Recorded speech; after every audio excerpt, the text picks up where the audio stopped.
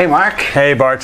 How are you? Good. How are you? Doing well. Welcome to TSOG. I'm here with Mark, and we're going to talk today about the relationship of tobacco and baseball. Yeah, tobacco and baseball have a really long-standing relationship. Not so much in recent years. I guess the past 3 or 4 decades, baseball's tried to distance itself from tobacco. But man, they have a relationship that goes way back. And Mark has stuff to show us from way back, right? Yeah, over 100 years old. Cool. Let's take a look. Baseball and tobacco, eh? So, Mark, looking around, I know you have stuff all over the museum that are tobacco related, and this shelf here looks like it's got some cool stuff. It looks pretty old. Yeah, this is a cool shelf. It really dates back a long ways. You can see there's a smattering of items from pipe stands to ashtrays to a lighter, Cy Young endorsed tobacco tin, and I'd like to start out talking about the humidor, which is from Currier and Ives, circa 1865, so just very shortly after the Civil War. And the iridescence and the beauty of this scene can't be understated. You got trees lining the outfield, and it's just an incredible, iconic baseball scene that they used for this humidor. Now, even though the scene is from 1865 and the piece of art is from that era, I don't think the humidor is that old. I think it dates back to the turn of the century or the early 1900s. I know that's the famous Elysian Field shot from Hoboken, New Jersey, where I used to live. Oh, you lived in Hoboken? I did, yeah. In fact, I think they have that lithograph in a famous museum in New York. One of the first depictions of a baseball game from that era. It just fits so beautifully with the humidor that I just couldn't resist picking that item up. And this humidor is cool because it has a baseball figural piece on the lid,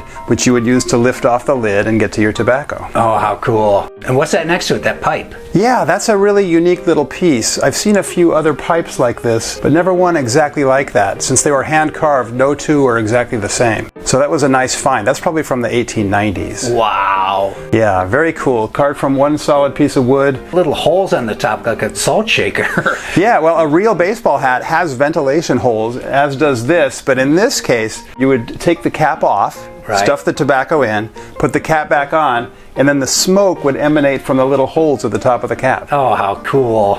And next to it, that tin, that looks pretty special. It is special. It's probably the best piece on that whole shelf. Cy Young was huge at the time, probably the best pitcher in his day. And that tin is from the early 1900s. That would be used to hold loose tobacco that you'd either roll in a cigarette or roll in a cigar, or more commonly, you'd stuff it into a pipe and smoke it that way. And it is a very cool item to have his portrait on there and to have an endorsed item by such an iconic figure. No kidding. And endorsing even back then, huh? Yeah, even back then it meant a lot. It probably sold a lot of extra tobacco to have his image on there. A little before the NILs, right? Just a bit. That depiction of him there reminds me of old tobacco. Baseball cards were a big thing, right? Yeah, Cy Young was huge in the day, and they made numerous images of him on the T206 cards especially, which is also tobacco related. So it all ties in really beautifully. And that's a whole nother episode for a whole nother day, the tobacco cards, right? It will be a good episode. Definitely. Cool. And then below there, on starting on your right, what do we got there? Directly to my right is a pipe stand, not quite as early as the other items. Most of these items are from turn of the century. I would say this pipe stand is from the 20s or 30s. It's kind of copper in color as opposed to the silver finish that you see on the earlier pieces. And then that's another one on the other side, right? Yeah, this is another pipe stand, much earlier. You can see the batter's wearing a boater style cap, and if you harken back to our episode on caps, you might remember that silly boater style. Loved it. Well, the batter is wearing one of those, so that dates this piece to the 1880s. Oh my goodness. And those are pipe stands. Yeah, you'd rest your pipe in the stand, right, and it would just be a nice piece of finery that a gentleman would have back in the day. Awesome, love that. Yeah. And then what's that next to it? Next to it is a beautifully done ashtray with a catcher in his squat. You can see the ashtray itself has this ornate lining at the top, and the catcher himself sits to the left of the ashtray. Just a beautiful little figural piece. I'll say. Very tough to find.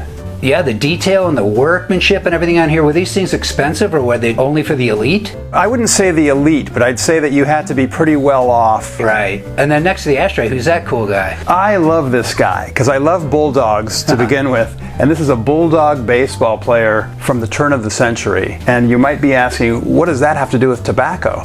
Well, when you flip his hat back, there's a lighter inside. Oh. So it's a bulldog figural lighter. Wow, was there a team called the Bulldogs?